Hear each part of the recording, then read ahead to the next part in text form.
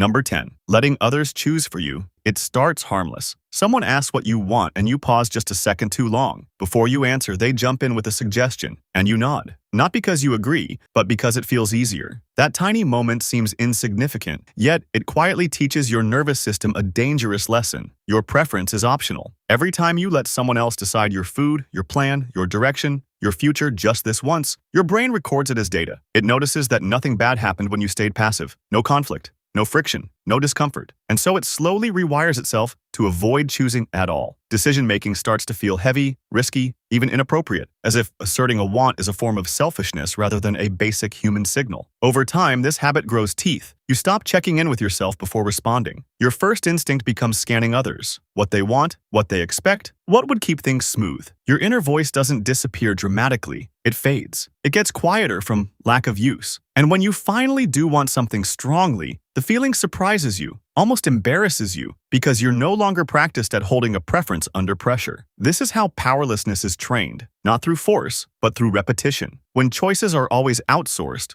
responsibility feels external. Life begins to feel like something that happens to you, not something you participate in shaping. You may still function, still move forward, still succeed, but a subtle resentment builds underneath because somewhere deep down, you know you've been agreeing to lives you didn't actively choose. The end of this pattern doesn't start with rebellion. It starts with interruption, a pause long enough to hear yourself again, a decision made out loud, even if your voice shakes, because the moment you choose, even something small, you remind your mind of a forgotten truth. Agency is a muscle, and it only returns when you use it. Number 9. Saying it doesn't matter. When it does, it doesn't matter. Few sentences do more damage while sounding so calm. You say it when the restaurant choice disappoints you, when a plan changes in a way that drains you, when someone crosses a small line and you feel that tight pull in your chest, but you smile and wave it off. On the surface, it looks mature, flexible, evolved. Underneath, your mind hears something very different. My feelings are not worth the effort. The brain learns through repetition, not intention. Every time you dismiss something that matters to you,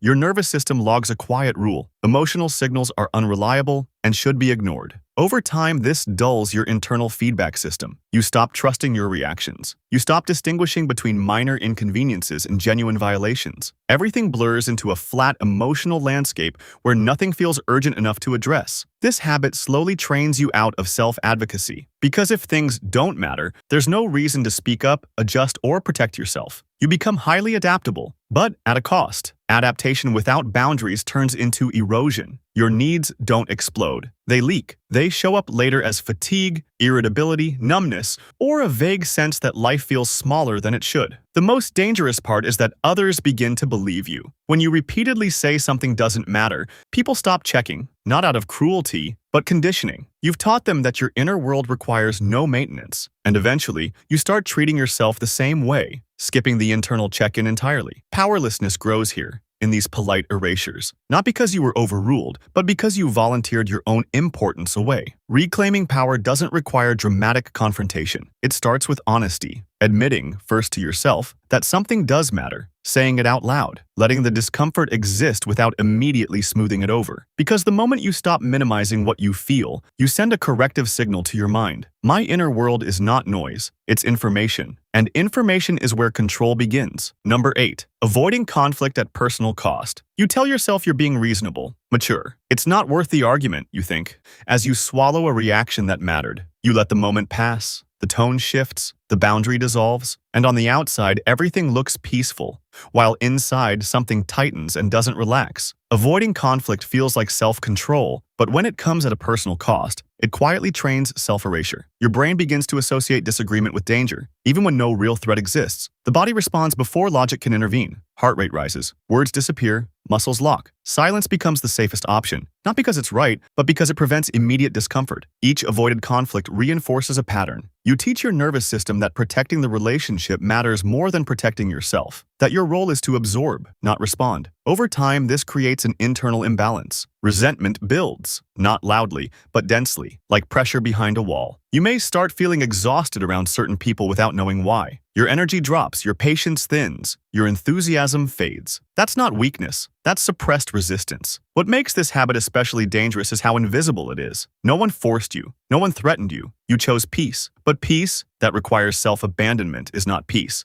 It's compliance dressed as virtue. And the mind learns from outcomes, not intentions. It notices that staying quiet kept things smooth, so it repeats the strategy, even when the cost grows heavier each time. Eventually, conflict avoidance doesn't just shape conversations, it shapes identity. You stop knowing what you'd say if you spoke. Your opinions soften into neutrality. Your boundaries blur into politeness. Life begins to feel like something you endure rather than engage with. The shift back begins when you redefine conflict, not as danger, but as information, as a signal that something in you wants protection. Speaking up doesn't require aggression, it requires presence. Because every time you choose your voice over silence, even gently, you remind yourself of a crucial truth. Harmony that excludes you was never harmony to begin with. Number 7. Staying quiet to keep peace. There is a specific kind of silence that doesn't feel calm. It feels heavy. You stay quiet not because you have nothing to say, but because you're managing the room, reading faces, predicting reactions, calculating which version of yourself will cause the least disruption. You call it keeping the peace, but your body experiences it as constant vigilance. This habit trains powerlessness by teaching your nervous system that expression is a threat. Every time you silence a thought to avoid tension, your brain strengthens the link between speaking and danger. Over time, the cost of honesty begins to feel higher than the cost of suppression. You stop sharing not only disagreements, but excitement, curiosity, even joy, because all expression carries risk. The irony is that this silence rarely creates real peace. It creates surface stability and internal chaos. Your thoughts don't disappear when unspoken. They circulate. They replay at night. They show up as tight shoulders, shallow breathing, a constant sense of being on. The body keeps score of every word you didn't say, and it never confuses silence with safety. As this pattern deepens, you start shrinking your presence. You speak later than you want to, softer than you mean to, shorter than feels true. Eventually, you stop feeling like a participant and more like a moderator of your own life, carefully editing yourself to maintain emotional order around you. This is how peacekeeping becomes self-erasure. You're not choosing calm, you're choosing invisibility. And the mind adapts quickly. It learns that being unseen reduces risk, that the safest version of you is the smallest one. Powerlessness grows here, not because others overpower you, but because you consistently step out of your own way. Reversing this doesn't require confrontation. It requires permission. Permission to let the room handle your honesty. Permission to allow minor friction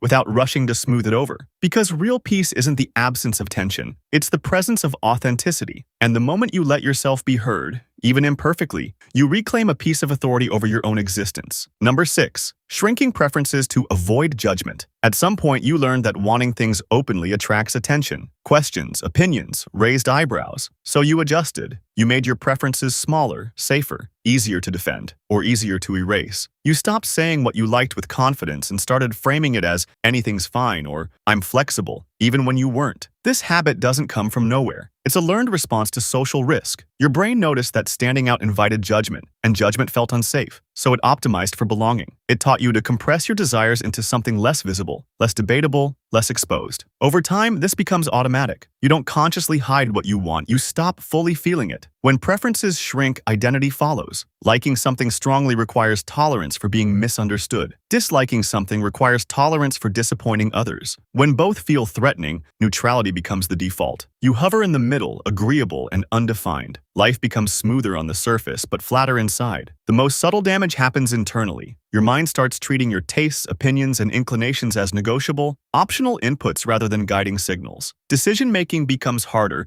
because there's no strong internal reference point left. You ask others what they think not out of curiosity, but because your own compass feels unreliable. Powerlessness thrives here because judgment avoidance teaches a dangerous lesson. Visibility equals vulnerability. The safest version of you becomes the least distinct one. But when you erase sharp edges, you also erase direction. You move through life reacting rather than choosing, adjusting rather than leading. Reclaiming power begins with allowing preference to exist without justification, letting yourself like what you like, even if it's inconvenient, even if it's unpopular, even if no one claps. Because the moment you stop shrinking to fit imagined reactions, you send a signal back to yourself. My inner world doesn't need permission to exist. And that signal, repeated, slowly rebuilds a sense of self that can stand under observation without disappearing. Number 5. Accepting inconvenience instead of speaking. You notice the problem immediately, the wrong order, the unclear instruction, the small but persistent discomfort that could be fixed with one sentence. Yet you hesitate. You tell yourself it's not worth the trouble. You decide to endure instead of interrupt. And in that moment, your body learns something precise. Your comfort is less important than avoiding friction. This behavior feels polite, even considerate, but neurologically,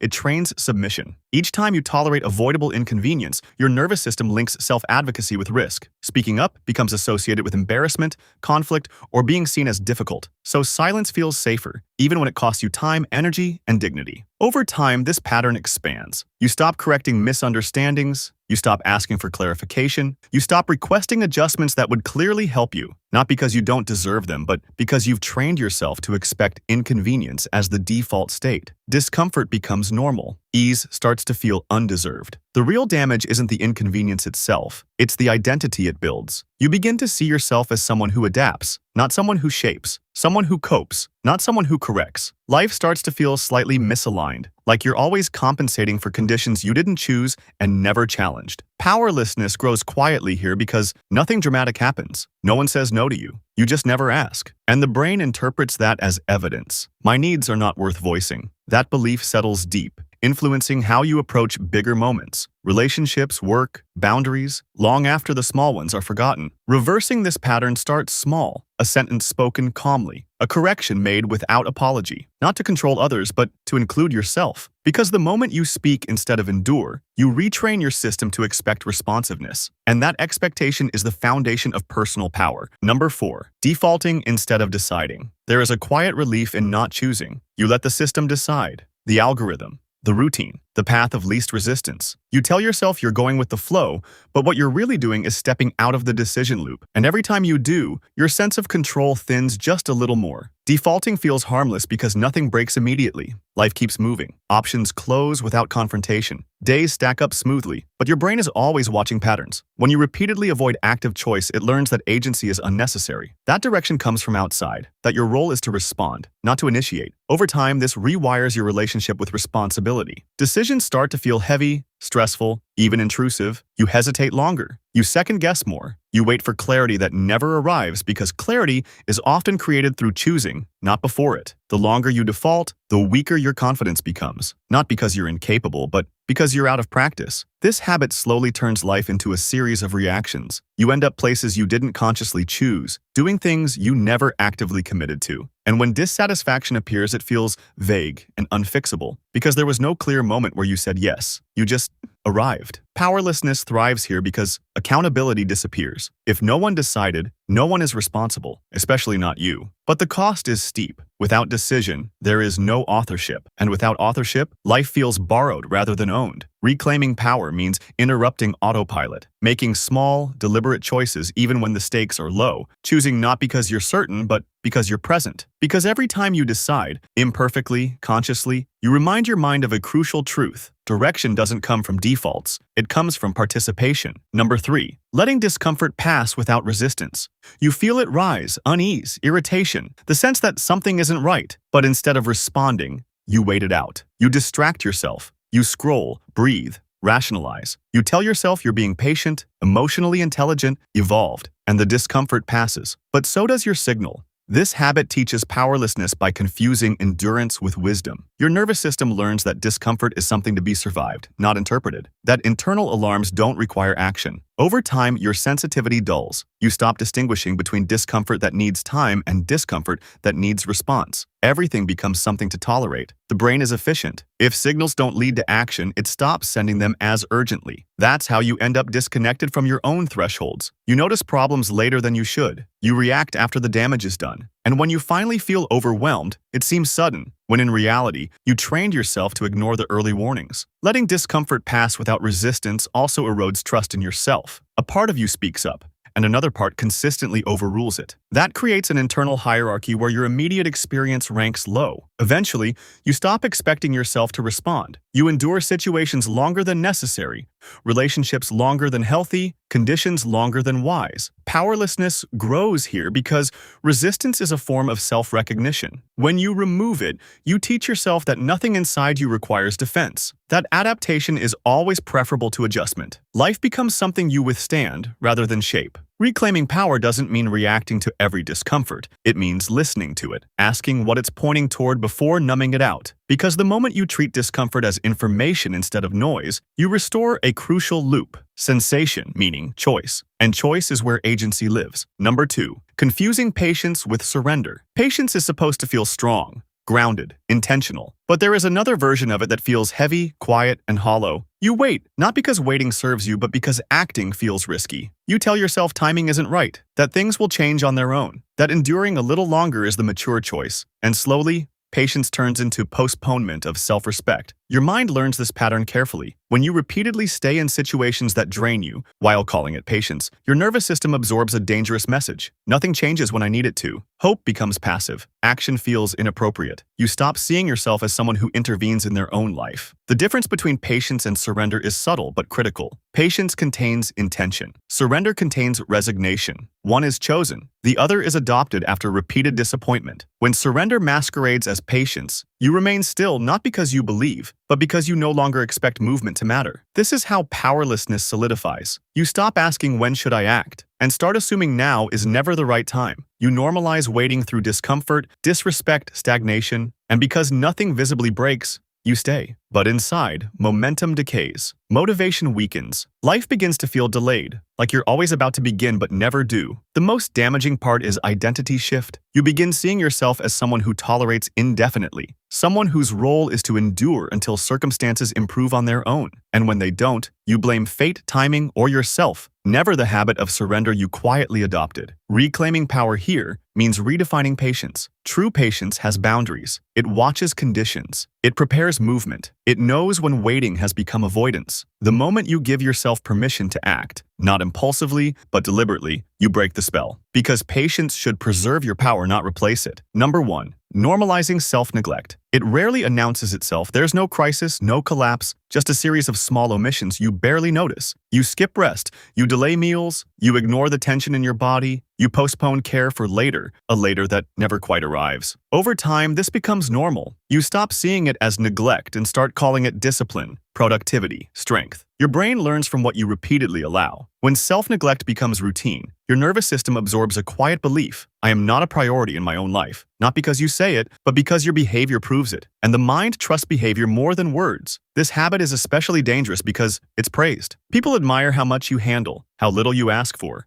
how reliably you show up, even when depleted. But internally, something fractures. You stop responding to your own signals. Hunger becomes background noise. Exhaustion becomes baseline. Emotional needs feel like inconveniences rather than necessities. Powerlessness grows here because neglect erodes self-authority. If you don't respond when you need something, why would you expect others to? You train yourself to override your limits, then wonder why you feel invisible, drained, and disconnected from your own life. Eventually, care feels foreign, rest feels undeserved, and asking for support feels like failure. The deepest cost is this: self-neglect teaches you that survival is enough, that functioning replaces living, that as long as you're still moving, nothing needs to change. But inside, the sense of agency withers, because agency requires valuing the self who chooses. Reclaiming power begins with reversal, responding to small needs without negotiation, treating your body and mind as sources of information, not obstacles to push through. Because the moment you stop normalizing neglect,